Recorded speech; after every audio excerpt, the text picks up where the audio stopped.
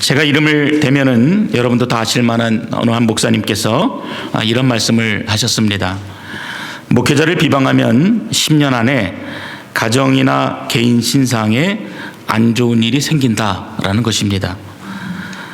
또 어떤 목사님은 재정적으로 투명하지 못해서 실형을 선고받고 지금 감옥에 계시는데, 성도들이 그분에게 재정의 투명한 공개를 요구했습니다. 그랬더니 그분이 헌금은 신비로운 하나님께 바쳐지는 성스러운 예물이기 때문에 공개할 수 없다라는 것입니다.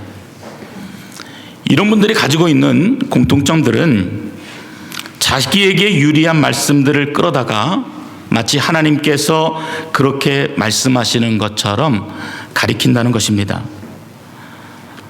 목회자가 자기 자신을 신격화시키고 성경 말씀도 자기 임의대로 해석하여서 가르치고 설교하는 굉장히 심각한 한국 교회의 영적인 현실을 우리가 보고 있는 것입니다. 어떤 목사님이 계셨어요.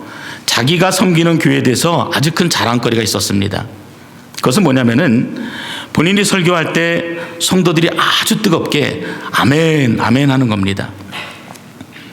근데 오늘 목사님이 가만히 생각해 보니까 정말 성도들이 알아서 그러는 건지 믿고 그러는 건지 확인해 보고 싶은 그런 마음이 들었습니다. 그래서 한번 점검해 보기로 하고 주일이 되었어요. 목사님이 예배 시작과 함께 목소리를 가다듬고 설교를 시작하기 전에 무조건 여러분 믿습니까? 이렇게 성도들에게 물어봤습니다. 아니나 다를까 역시 잘 훈련된 성도답게 모두 큰 소리로 아멘 하는 것이었습니다.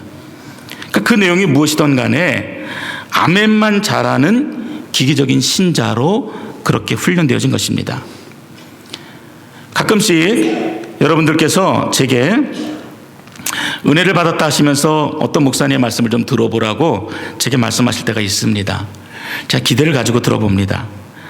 근데 가끔씩 어떤 분들이 그 가운데 있냐면은 이분이 부흥 강사신데 본문과는 전혀 관계가 없는 기복적인 메시지들로 가득 차 있는 설교를 들을 때가 있습니다. 단지 본문에 나와 있는 단어 몇 개를 빼내어 가지고 그것을 이용해서 예화만 잔뜩 늘어놓는 것입니다. 그 내용도 대개는요 자기가 어디를 갔다 왔다 하는 내용들이고, 또 자기 교회가 얼마의 헌금을 해서 어떻게 교회 건축을 했다, 이것이 하나님의 은혜다라고 말하면서 자기 자랑만 늘어놓습니다. 그러다가 느닷없이 찬송 부르자고 소리치고 아멘을 강요하는 설교들을 아마 여러분도 들어보셨을 것입니다. 이런 목회자들에 빠져 있는 그런 맹목적인 신앙이 마음이 아프지요. 그런 현실이 솔직히 마음이 아픕니다. 그러나 이런 영적인 현실을 우리가 맞이하고 있다는 그 긴박함이 우리 안에 또한 있습니다. 제가 여러분에게 처음부터 이 말씀을 드리는 이유는 우리는 잘했고 우리는 잘났고 저 사람들은 무조건 틀렸다, 잘못되었다 라고 그 이야기를 여러분에게 하려는 것이 아닙니다. 대부분의 성도들이 이처럼 잘못된 현실에 대해서 그리 심각하게 분노하지 않는다는 것입니다. 알면서도 그냥 넘겨버립니다.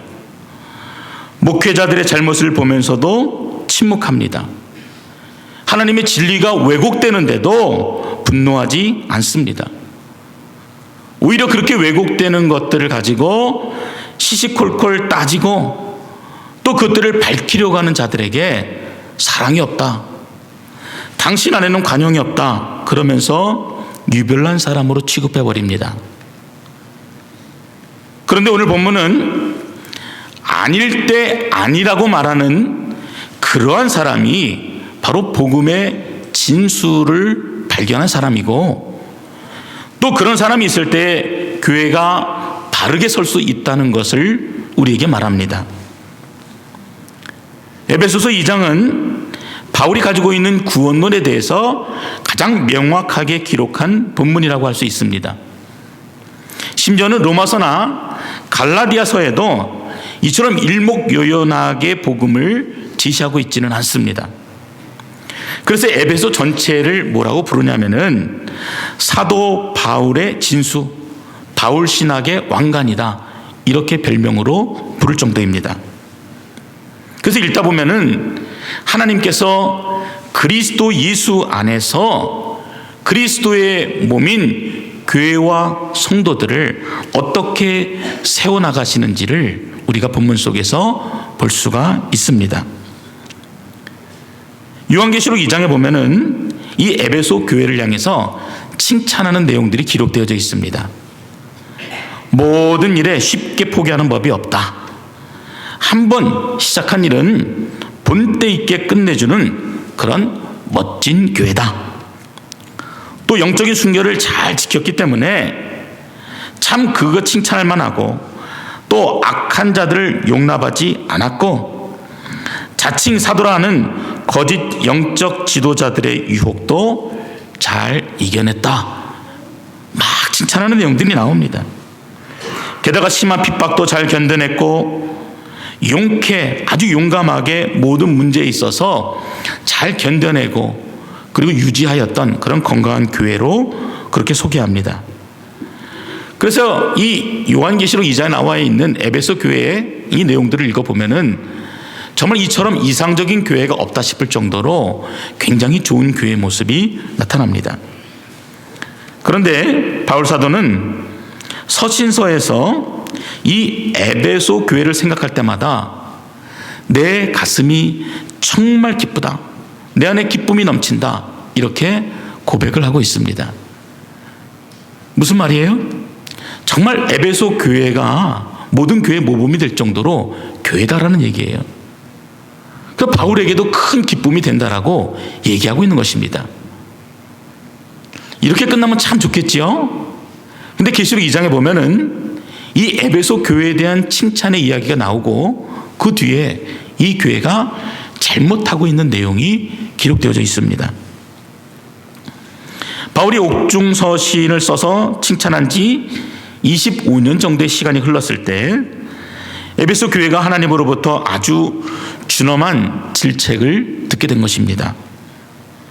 그 많은 장점에도 불구하고 하나님의 사랑, 그 처음 사랑을 잃어버렸다라는 아주 무서운 질책을 듣게 된 것입니다. 그리고 말씀하시기를 내가 만일 그 첫사랑을 회복하지 못하면은 내가 촛대를 너에게서 옮겨버릴 것이다, 그렇게 말씀하십니다. 이 말은요, 하나님께서 그분의 영광을 그 교회에서 거두어 버리신다는 것이에요. 하나님께서 그들의 기도를 들으시지 않는다는 것입니다. 예배를 받지 않으실 것이고, 그 교회가 이제까지 누리고 있었던 영적인 파워와 영향력들을 걷어가실 것이고, 그리고 이전에 주셨던 모든 은사와 그리고 모든 사역의 능력과 기름 부으심을 하나도 남김없이 거두어서 내가 다른 교회에 주어버리겠다, 이렇게 말씀하시는 것입니다. 예배는 드릴 수가 있지요. 그러나 촛대를 옮겨버렸기 때문에 그 예배가 되어줄 수 없는 것입니다. 하나님께서 예배를 받지 않으시는데 여러분 어떻게 그 예배가 될 수 있겠어요? 열심히 일을 하고 봉사를 해도 성령의 기름 부으심이 없으니까 스스로 만족하는 일로만 그쳐버립니다. 밤을 새워서 마음의 소원을 가지고 기도를 했어요. 그런데 하나님이 그 음성을 듣지를 않으세요. 당연히 기도의 응답도 없습니다. 그래서 믿는 자에게 있어서 이보다 더 무서운 경고는 없는 것입니다. 이런 무서운 경고를 받고도 회개치 않았던 에베소 교회는 결국 하나님께서 그 촛대를 옮기셨습니다. 그리고 그 교회는 영원히 역사 속에서 사라져버리고 말죠. 첫사랑을 잃어버리는 것은 그렇게 무섭습니다. 그런데도 여러분 예스 하시겠습니까? 우리가 진리에 대해서 올바로 서 있지 못하는 문제는요, 우리들의 생명과도 직결되어 있는 문제입니다. 교회 성장 굉장히 중요하죠. 양적인 부흥 중요합니다. 그런데 그보다 더 중요한 것은 우리 교회가 진리 가운데 바로 서서 예스 해야 될 때 예스하고 노 해야 될 때 분명하게 노라고 이야기할 수 있는 것들이 훨씬 더 중요하다는 것입니다. 여러분도 스스로 한번 점검해 보시기 바랍니다. 오늘 본문에 바울은 과거와 현재를 비교하면서 그 내용들을 설명하고 있습니다. 2절이 이렇게 시작합니다. 그때에, 그 말은 무슨 말이에요? 즉 과거 에베소 교회의 교인들이 은혜로 구원을 받기 전에는 이러이러한 사람들이었다, 그 내용을 말하는 것입니다. 바울에 의하면은 과거에는 우리가 모두 무조건 예스라고 하면서 살던 사람이었다라는 것입니다. 1절부터 보면은 과거에는 우리 모두가 허물과 죄로 죽는 것이 당연하다고 그렇게 생각하면서 살던 사람들이었습니다. 그러니 희망이 없지요. 죽음은 그만이었습니다. 그저 이 땅에 사는 동안에 세상 풍조를 따르며 사는 것이 그것이 인간이 사는 방법이구나, 그렇게 여기면서 살았습니다. 공중의 권세 잡은 자를 따라서 살면서 나도 권세 잡은 자가 되어서 사람들 앞에 군림하며 살아야 되겠다, 그 목표를 가지고 살았습니다. 그렇게 2절이 기록하고 있지요. 마음이 원하는 대로 하는 것이 자연스러운 것이다. 좋은 것이라고 믿고 살았던 사람들이 바로 그러한 사람들이 과거의 우리의 모습이었다라는 것입니다. 아마도 이 중에 여러분들은 이러한 과거의 모습에 뜨끔하는 마음을 가지시는 분들도 있을 겁니다. 그러나 성경은 그러한 모습들이 우리, 즉 예수 그리스도를 영접한 자, 하나님의 자녀가 된 자의 정체성이 아니다라고 이야기하는 것입니다. 여러분, 그럴 때 무엇이라고 얘기해야 되겠습니까? 노라고 얘기해야 되는 겁니다. 지극히 자기 자신을 사랑하는 것, 세상 풍조를 따라가는 것, 공중 권세 잡은 마귀를 따라서 꼭두각시처럼 사는 것이 은혜로 구원받은 자의 정체성이 결단코 아니라는 것입니다. 3절의 말씀처럼 전에는 우리가 그랬어요. 그때는 육체의 욕심을 따라 사는 본질상 진노의 자녀였습니다. 근데 본문이 그것으로 끝나고 있는 것들이 아니라, 그러나 이제는 우리가 그렇지 않다, 이 이야기를 하고 있는 것입니다. 정말로 우리가 예스해야 되는 참모습, 정말로 우리가 아멘해야 하는 참모습은 분명하게 다르다는 것들을 그리고 본문이 설명합니다. 먼저 5절과 6절에 나타나는 어떤 반복적인 표현들을 우리가 좀 볼 수가 있습니다. 그 반복적인 표현들을 통해서 그리스도 예수 안에서 새 생명을 얻은 자가 어떤 은혜를 입었는지가 잘 드러납니다. 아마도 좀 눈썰미가 있으신 분들은 금세 그 단어가 무엇인지를 찾았을 것입니다.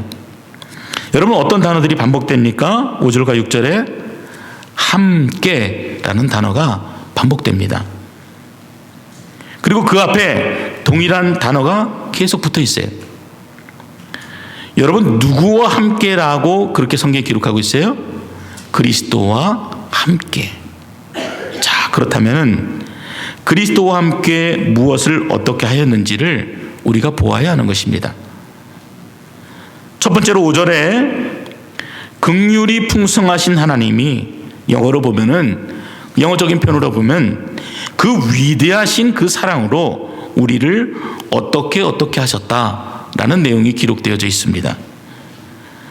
먼저는 그리스도와 함께 살리셨습니다. 그리고 6절에 보면은 그리스도와 함께 일으키셨습니다. 그리고 그리스도 예수 안에서 함께 앉히셨다. 이렇게 5절과 6절이 기록하고 있습니다. 여러분, 어떤 그림이 좀 그려지시죠? 그때에, 즉 소망도 없이 죽음으로 끝날 수밖에 없는 연약한 인생이 하나님께서 그 끝없는 사랑으로 주목하시고 그래서 그 영혼을 살리시고 손을 내밀어 일으켜 주시고 그리고 하늘의 높은 보좌에 앉을 수 있도록 앉히시는 그런 하나님의 사랑이 그려지는 것입니다. 근데 제가 이 말씀을 읽는데 가슴이 먹먹해졌습니다. 그래, 그렇지. 그분이 우리를 살리셨지. 은혜로 우리를 구원해 주셨어. 뭐 이미 내가 다 알고 있는 내용이잖아. 그렇게 무덤덤하게 느껴질 때 이 함께라고 하는 단어가 제 눈에 들어온 것입니다. 나를 살리셨는데 그분이 그냥 살리신 게 아니라 함께 살리셨다는 것입니다. 여러분, 제가 뭐라고 하나님의 아들과 함께 살아가겠습니까? 그리고 그저 일어나라 명령하실 수 있을 텐데 뭐라고 본문이 표현합니까? 함께 일으켜 주셨다라는 것입니다. 제가 이 말을 읽다가 눈물이 나는 거예요. 그분이 내 손을 잡아서 일으켜 주셨다는 말이잖아요. 저는 그저 손도 뻗지 못하는 교만함 가운데 있는데 사실 저는 그분을 쳐다보지도 않았어요. 근데 그분이 나를 일으켜 주시고 하늘에 함께 앉히셨다는 말씀이 제 굳어진 마음을 쳤던 것입니다. 누구와 함께였습니까? 그리스도, 하나님의 아들과 함께 나를 살리시고 일으키시고 앉히신 것입니다. 그리고 제가 정신을 차리고 8절을 보니까 너무나 익숙한 본문이 그 다음에 기록되어져 있었습니다. 너희가 그 은혜로 인하여 믿음으로 말미암아 구원을 받았나니 이것은 너희에게서 난 것이 아니요 하나님의 선물이니라. 너무나 잘 알고 있는 너무나 익숙한 말씀이에요. 근데 제가 이 말씀을 주로 어느 때 주로 인용하고 사용했냐면은 교리적인 것으로 설명하고자 할 때 이 본문을 많이 썼습니다. 당신네하고 나하고 분명히 다르다. 우리는 하나님의 은혜를 먼저 생각하는 자들이다. 이럴 때 이 본문을 많이 인용했습니다. 그런데 여기에 어떤 내용이 담겼다는 것입니까? 여기에는 바로 그분의 손내미심이 담겨져 있다라는 것이에요. 그분의 살리심이 담겨져 있습니다. 그분의 일으키심이 담겨져 있습니다. 여기에 그 아들과 함께 앉히시는 그 하나님의 위대한 사랑이 담겨져 있었는데 제가 그거를 잘 깨닫지 못했던 것입니다. 그 순간 본문이 다시 보여진 것이 8절에 너희가 그 은혜로 할 때 그 은혜가 이런 은혜였구나. 감히 하나님 앞에 나오지도 못할 죄인이 그 아들과 함께 살리시고 일으키시고 앉히시는 그 은혜를 받은 것이구나. 그 마음이 느껴진 것입니다. 그분의 내미심이 없었으면은 우리는 죽음에서 생명을 얻을 수도 없고 하나님 곁에 앉을 수도 없었는데 오직 그분의 그 은혜로 나를 구원하시고 나에게 새 생명을 주시고 죄로 가득한 이 모습을 하나님이 의롭다라고 말씀해 주신 것이었습니다.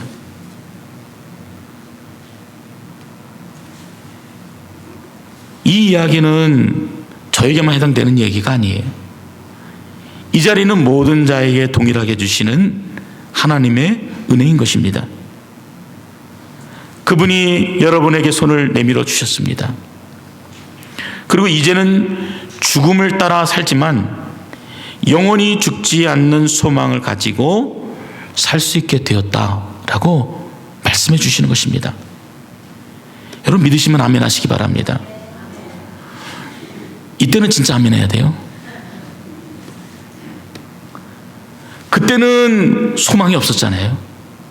근데 우리가 이제는 그 사랑으로, 그 은혜로 우리가 희망의 삶을, 영원한 생명의 삶을 살게 되었다라는 것입니다. 그래서 은혜라는 것입니다. 결국 믿음이라는 것은 무엇입니까?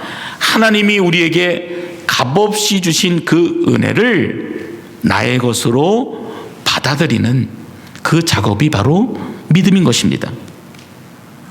그리스도와 함께 내가 생명을 얻고 그리스도와 함께 하나님 곁으로 높임을 받기 때문에 그리스도 없이는 구원이 있을 수 없다는 것을 바울이 감격 가운데 고백하고 있는 것입니다. 두 번째로 오늘 본문은 구원받은 자의 삶, 즉 인간의 창조 목적에 대해서 밝히고 있습니다. 여러분 무엇을 위해 사십니까? 어떻게 사십니까? 어떤 인생의 목표를 가지고 살아가세요. 그런데 그렇게 그 은혜로 구원받은 자가 어떤 인생의 목표를 가지고 살아야 되는지에 대해서 본문 10절이 기록하고 있습니다. 우리는 그가 만드신 바라 그리스도 예수 안에서 선한 일을 위하여 지으심을 받았다. 나를 위해서 지음받은 것이 아니라, 내가 가지고 있는 목적을 위해서 지음받은 것이 아니라 하나님의 선한 일을 위해서 우리가 지으심을 받았다. 이 일은 하나님이 오래전부터 예비하셨던 일이고, 그래서 우리로 그 가운데 행하게 하려 하신다라는 것입니다. 당시에 이 에베소 교회 교인들도요, 그리스도 안에서 주어지는 은혜의 기쁨을 알고 있었습니다. 그런데 이들에게 한 가지 문제가 있었어요. 그 문제는 내가 은혜로 구원을 받았기 때문에 나는 참 자유가 주어졌다. 이것까지는 참 좋은데 이 자유가 자기의 만족을 위해 주어진 자유로 오해하고 있었던 것입니다. 당시에 거저 주신 은혜를 몸에 밴 습관처럼 그렇게 생각했던 것이에요. 종교적인 언어로 이해했습니다. 그러다 보니까 그 첫사랑을 잃어버리고 영적으로 병들어 있는 자기 자신을 보지도 못하고 깨닫지도 못하는 상황까지 치닫게 된 것입니다. 일본의 여류 작가인 미우라 아야코의 수필집 가운데 사랑한다는 것과 믿는다는 것이라는 책이 있습니다. 그녀가 13년 동안의 지병으로 병원에 있었습니다. 처음에는 자기를 찾는 모든 사람들에 대해서 너무 감사하지요. 얼마나 감사합니까? 자기를 기억하고 병문안을 와주는 사람들이 얼마나 고마웠겠어요. 그런데 병원 생활을 오래 하다 보니까 그 감사가 조금씩 마음에서 사라지고 있었다는 것입니다. 그리고 사람들이 찾아올 때마다 그 사람이 들고 오는 선물에 점점 더 관심이 가지더라는 것입니다. 그리고 그것이 당연하다, 그렇게 생각을 하고 있었습니다. 어떤 사람들은 병원에 올 때 꽃을 사들고 옵니다. 어떤 사람들은 책을 사가지고 오기도 하고, 어떤 사람들은 위로금을 가져오기도 했습니다. 그런데 오랜 시간이 지나다 보니까 이제 자기를 찾아오는 사람이 반갑기도 하지만 그 손에 어떤 선물이 들고 왔는가에 대해서 더 큰 관심을 가지게 되었습니다. 한 번은 몇 년 만에 반가운 친구가 자신의 병동을 찾아왔습니다. 근데 그 손을 보니까 그 손에 아무것도 들려있지 않은 것이었습니다. 아마 이 친구가 좀 잊은 것 같다, 깜빡했나 보다, 이런 생각을 좀 했습니다. 그런데 그 친구가 작별 인사하고 가고 얼마 정도 시간이 지났는데도 여전히 선물을 들고 찾아오지 않는 것이었습니다. 그래서 마음속에 참 굉장히 시시한 사람이구나. 내가 이 사람을 얼마나 좋아했는데, 내가 이 사람을 얼마나 신뢰했는데 이 사람은 나를 그렇게 생각하지 않는구나. 나는 참 굉장히 심한 착각을 하게 된 자신을 보았습니다. 그 순간 이 미우라 아야코가 굉장히 놀랐다고 합니다. 이제는 자신의 몸뿐만 아니라 정신마저도 병들어 있는 모습을 깨닫고 두려워 떨게 된 것입니다. 그리고 그녀는 하나님 앞에 두렵고 떨리는 마음으로 엎드렸습니다. 하나님, 내 안의 순수한 모습은 사라지고 어느덧 고등 거지가 되고 말았습니다. 제가 어찌하여 다른 사람에게 사랑받는 일, 선물 받는 일에 습관화가 되어 버렸습니까? 그녀는 습관화된 자신의 거지 근성을 발견하고 철저하게 회개했던 것입니다. 자기를 찾아온 것만으로도 감사하고 감격했던 그런 시간들이 있었는데 그 순수했던 마음을 잃어버린 자기 자신이 너무나 부끄러웠던 것입니다. 여러분, 우리들의 모습이 이와 같습니다. 내게 주신 하나님의 은혜가 너무 감격이 되지요. 크지요. 감히 입술로 고백하지 못할 정도로, 표현하지 못할 정도로 그 은혜가 놀라운 것입니다. 그런데 신앙생활을 하다 보니까 어느덧 내 마음에 그런 벅찬 감격이 사라져버리고 메말라버리고 이제는 십자가를 보아도 예수 그리스도의 보혈을 함께 나누어도 내 눈에 눈물이 없고 마음에 감동이 없습니다. 신앙이 습관이 되어버렸습니다. 오늘 우리가 두려워야 될 것은 바로 이런 모습이에요. 그 은혜에 대해서, 내가 머리로 알고 있는 그 은혜에 대해서 깨닫지 못하는 것도 두렵고, 깨달았는데 그 은혜가 내게 습관이 되어져서 아무런 감동이 되어지지 못하는 것이 두려운 것입니다.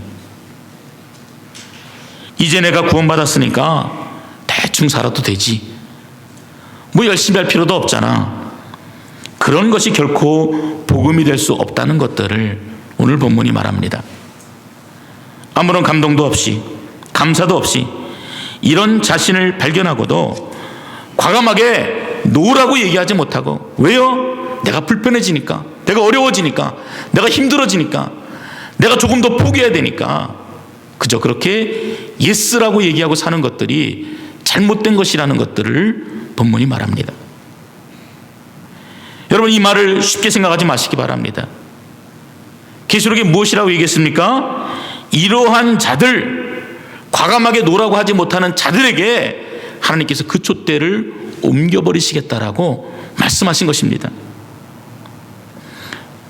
이 말은 다시 말하면요, 그런 교회는 있을 만한 가치가 없다라는 것이에요. 여러분도 보지 않습니까? 한때 한 시대를 풍미했던 교회들이 지금은요, 세상 신문의 조롱거리가 다 되어버렸습니다. 진리에 바로 서 있지 못하고 구원의 감격이 식어져 있는 교회를 하나님께서 그냥 내버려 두실 리가 없는 것입니다. 사랑하는 성도 여러분, 여러분이 어떻게 영원한 생명을 얻으셨습니까? 어떻게 구원을 얻습니까? 맞습니다. 여러분, 믿음으로 구원을 얻습니다. 그래서 오해하기를, 내가 믿었기 때문에, 내가 믿은 이 결단, 이 행위 때문에 하나님이 구원을 주셨다라고 착각합니다.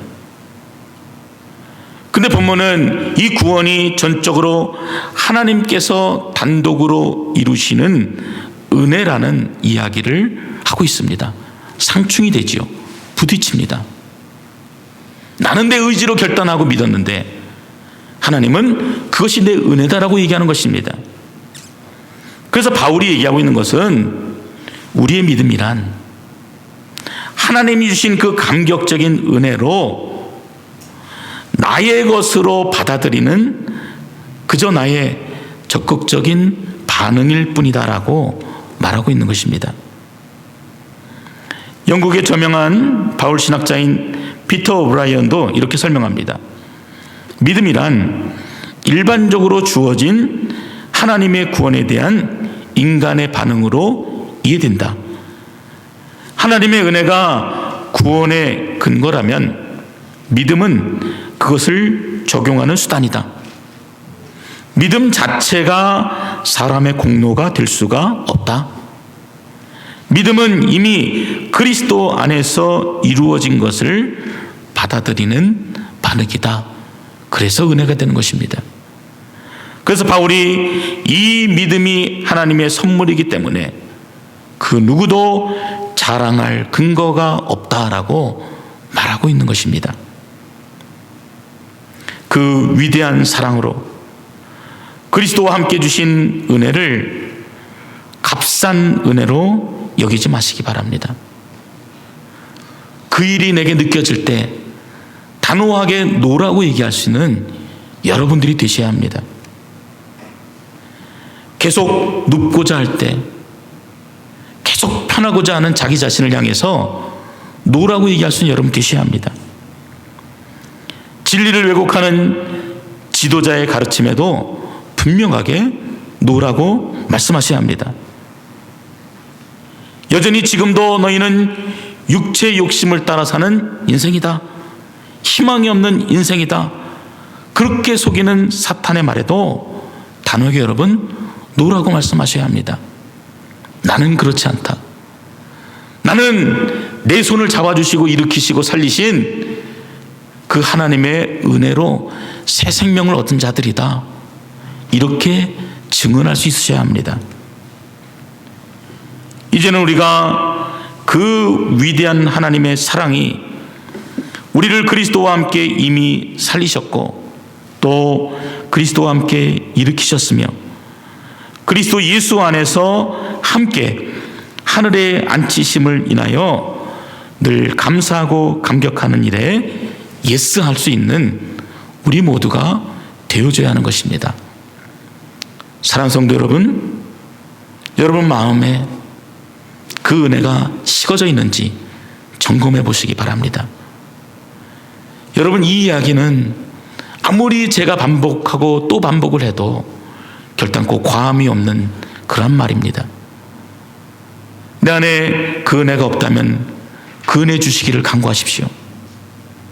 내가 메말라서 그 은혜를 알면서도 종교적인 행위만이 남아있다면 하나님 앞에 회개 자리로 나아가고 돌이켜서 다시 한번 그 뜨거운 은혜로 사는 저와 여러분 되시기를 주의 이름으로 축원드립니다.